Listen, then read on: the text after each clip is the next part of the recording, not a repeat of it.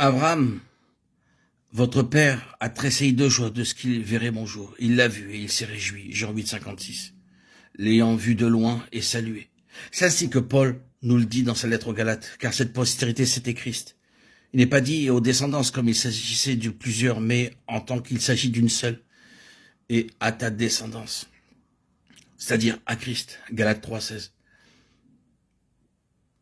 Pour Abraham, Christ était la réponse concernant tout cet héritage. Christ, le Christ céleste, est l'incarnation même de tout ce qui est céleste. Nous ne connaissons pas Christ selon la chair. Christ est essentiellement céleste. Voyez la nature céleste de cette semence. Vous pouvez transposer tout cela en Josué et en Caleb, qui seront ceux qui hériteront, qui entreront et qui posséderont. Pas ceux qui se bornent au terrestre. Ils périront sur cette terre. Leur terre sera leur prison et leur tombeau. Ils seront remplacés par une autre génération, avec une constitution différente, représentée par Josué et par Caleb, les prémices d'une nouvelle génération qui possédera. Ils sont les pionniers de la voie céleste et de la divine plénitude. Mais combien profondément ils devaient souffrir pour cela. Toute l'assemblée parlait de les lapider, Nombre 14, 10. Frayer une voie est toujours une chose qui a du prix et qui impliquera une souffrance causée par ceux qui portent le nom d'enfants de Dieu, et pas seulement par les incroyants. Le pionnier de la voie céleste sera toujours comme cela, comme une graine céleste, constamment confirmée comme céleste par la nécessité d'intervention céleste répétée pour le délivrer et le garder dans sa progression. C'est vrai pour la vie spirituelle. Nous serions allés sur une petite voie, nous aurions arrêté. Cela aurait été notre fin. Si le céleste n'était pas intervenu, si Dieu n'avait pas attesté le fait que nous appartenions au ciel. Et il le fait.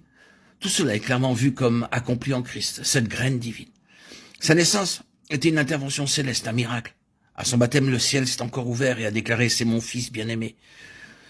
Sa croix ne fait pas beaucoup penser à l'intervention du ciel. Mais considérons bien cela. N'oublions pas que le Nouveau Testament ne parle jamais de la croix de Christ sur le seul aspect de la mort. Dans le Nouveau Testament, la croix de côté, la mort et la résurrection. Vous l'avez crucifié, vous l'avez fait mourir par la main des impies. Dieu l'a ressuscité en le délivrant des liens de la mort parce qu'il n'était pas possible qu'il soit retenu par elle. Acte 2, 23, 24. Le monde a fait tout ce qu'il a pu. Il s'est épuisé lui-même contre lui. Les puissances du mal se sont épuisées elles-mêmes. Que pouvaient-elles faire de plus ? Ah, maintenant, ciel, viens et prends-les tous en otage et récite-le. Confirme qu'il appartient au ciel et non pas à ce monde. Il n'est pas la propriété, le jouet de l'un ou de l'autre de ces pouvoirs néfastes qui gouvernent ce monde. Il appartient au ciel et le ciel non seulement intervient, mais il l'élève. Il l'emmène en haut, hors et au-dessus de tout cela. Son histoire spirituelle est l'histoire spirituelle de chacun d'entre nous, qui sommes des pionniers de la voie céleste, les enfants de Dieu. Il est le pionnier, au-delà du voile, là où Jésus est entré pour nous. Hébreux 6, 19, 20, nous dit cette lettre aux Hébreux.